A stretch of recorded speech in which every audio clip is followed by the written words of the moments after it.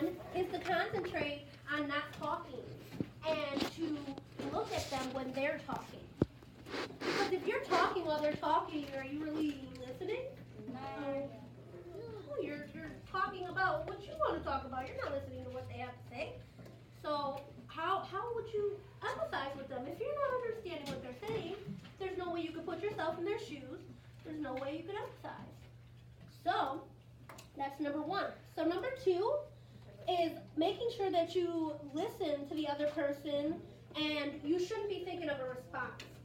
So a lot of times, and I've done this to a couple of my friends, when they're telling me a story and I'm supposed to be listening, I tend to sometimes listen to the beginning of what they're saying, and then in the middle of it, I kind of start thinking of my response, which is not good. Because even though I've heard that first beginning part of that conversation, and I'm responding to that part, she might have continued to say other things that might have even answered what I was going to say to her. So I need to actively listen and pay attention to everything she is saying. So that way, by the end, I know what she has said and I know what I've heard. So that leads into step 3.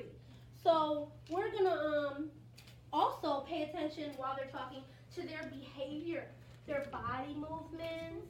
A lot of people when they talk, you can tell a lot of what they feel through their body movements. So if somebody's telling you a story and it may be a sad story. So this person starts to get emotional. You could tell in their body language that they're just sad and just upset. So that would be one indication of their feelings, but you would only know this if you're actively listening and paying attention to their body movements. So, you need help?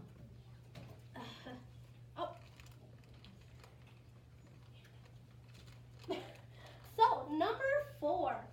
So, we are going to let the other person know that you are listening. And can you give me some suggestions that would show that you're listening? What could you do that would show that you're actually listening? You just did it. You can nod every time you talk. Yes. Perfect. I was just going to say that as an example. Nod. So every time you're listening to somebody, you can go like this. But there's a trick to that because some people will nod and they're still not listening. So you could go like this all day and probably didn't hear anything I said. So you got to be an active listener. So that's step 4. So, go ahead. You have to use your body language. You do. Body language is key. And also recognize the person's feelings. So maybe when they're done talking, no, we're going to pay attention, okay? Come on, it's on track. So recognizing the individual's feelings.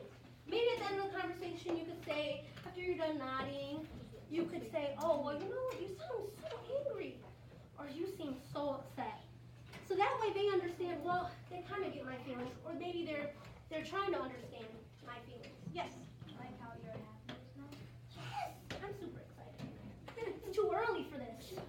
But it's okay. I did it for you guys. So, all right. So we're going to move on to the next activity, which I really like.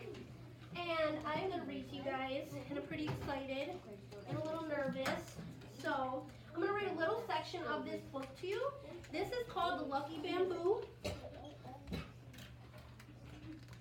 And I love pandas, so here we go. And I want you guys to pay attention to what this story is about.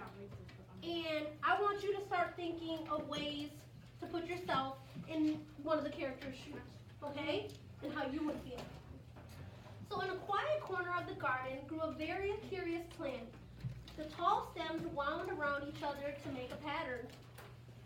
What's that curly plant called? Asked little Panda. That's my lucky bamboo, wise old Panda replied. It looks very sweet and crunchy, said the little panda longingly. It wouldn't be very lucky if you ate it, laughed the wise old panda.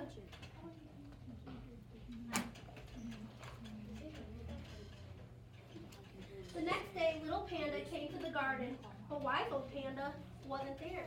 The little panda gazed at the lucky bamboo. It looked very sweet and crunchy. She has my attention. Little panda reached up and he nibbled the juicy green leaf.